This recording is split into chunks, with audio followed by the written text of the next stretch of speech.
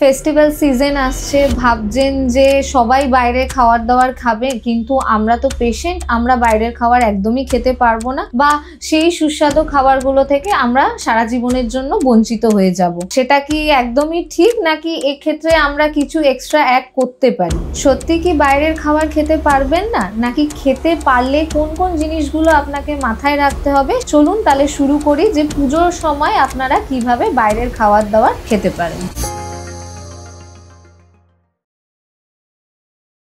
নমস্কার, আমি renal nutritionist Reshmi Roy Sharma, Nephrocare India, Chandannagar unit. পুজোতে বাইরে বেরিয়েছেন, যথারীতি খিদে পাবে বা খাবার দেখে আপনাদের অ্যাট্রাকশন আসবেই যে না সবাই খাচ্ছে যখন আমাকেও খেতে হবে।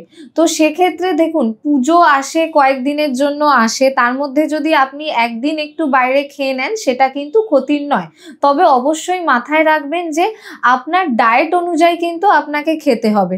ধরুন আপনি বাইরে কোনো একটা ফাস্ট ফুডের দোকানে গেলেন, কোনো ফাস্ট ফুড খেলেন, অবশ্যই সেই দোকানটা যাতে ভালো দোকান হয়, রেপুটেড দোকান হয়। এমন নয় যে রাস্তার যে কোনো দোকান থেকে আপনি খেয়ে নেবেন, কারণ অনেক সময় তারা কি প্রসেসে রান্না করছে, হাইজিন মেনটেন করছে কিনা, সেগুলোকে কিন্তু আপনাকে লক্ষ্য রাখতে হবে। এবার ধরুন ফেস্টিভ্যাল মানেই আমরা বন্ধুরা কিংবা ফ্যামিলি গ্যাদারিং একখানা হচ্ছে, তো সেখানে বিভিন্ন ধরনের ড্রিঙ্কস থাকছে, সাম অ্যালকোহলিক ড্রিঙ্কস থাকছে, কিছু নন অ্যালকোহলিক ড্রিঙ্কস থাকতে। তো সেক্ষেত্রে আমরা বলবো ফার্স্টলি আপনাদের যেহেতু ওয়াটার রেস্ট্রিকশন থাকে, তো সেগুলোকে যতটা সম্ভব পারবেন অ্যাভয়েড করবেন। আর অ্যালকোহলিক ড্রিঙ্কস তো কমপ্লিটলি আপনাদের অ্যাভয়েড করতে হবে, অ্যাভয়েড করাটা বেটার আপনাদের জন্য। আর তাছাড়া বাকি যদি আপনি ধরুন কোনো মুঘলাই আইটেম খেতে চান বা কোনো ইন্ডিয়ান কিছু খেতে চান, তো অবশ্যই একদিন বাইরের খাবারটা খেতে পারেন। আদারওয়াইজ আপনি কিন্তু বাড়িতে বিভিন্ন ধরনের আমাদের যে ডায়েট টিপস গুলো ফলো করে রান্নার পদ্ধতি আমরা বলে দিই, সেই পদ্ধতিতে রান্না করে কিন্তু আপনারা আরামসে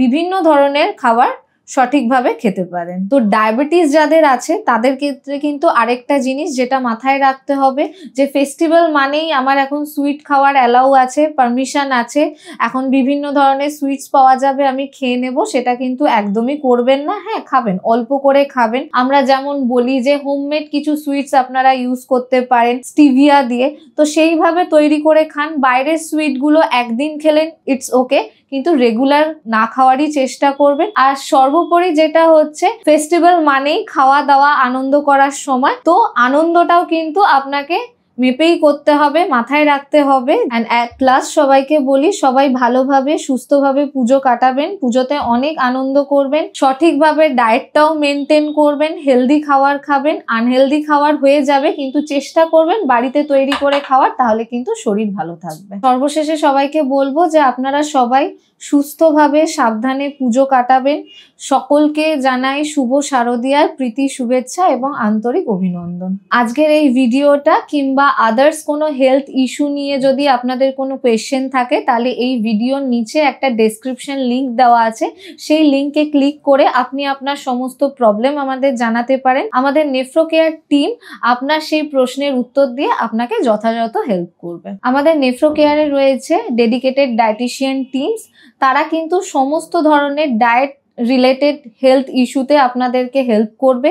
সুতরাং কোনো ধরনের সমস্যার যদি আপনারা সম্মুখীন হন এই ধরনের, অবশ্যই আমাদের ডায়েটিশিয়ান টিমের সঙ্গে কনসাল্ট করে নেবেন। ডায়েটের পাশাপাশি কিন্তু আপনাদের লাইফস্টাইল মডিফিকেশনটাও ভীষণভাবে দরকার। সুতরাং আমাদের মুক্তি যোগা যেই টিমটা আছে, সেই টিমের সঙ্গে আপনারা কনসাল্ট করতে পারেন। আশা করি আপনাদের সমস্ত রোগ নিরাময়ের জন্য আমাদের মুক্তি আপনাদের হেল্প করবে। তাছাড়াও আমাদের নেফ্রোকেয়ার চন্দননগর ইউনিটে এক্সপার্ট নেফ্রোলজিস্ট টিম আছে। আপনার যদি এই ধরনের কোনো হেলথ ইস্যু হয়ে থাকে, বা আপনার যদি মনে হয় যে আপনার নেফ্রোলজিস্ট কনসাল্ট করার প্রয়োজন পড়ে, তো আপনারা আমাদের সঙ্গে যে কোনো মুহূর্তে কন্ট্যাক্ট করতে পারেন। আমরা সবসময় আপনাদের পাশে আপনাদের সাহায্য করব। নমস্কার, সকলে ভালো থাকবেন, সুস্থ থাকবেন।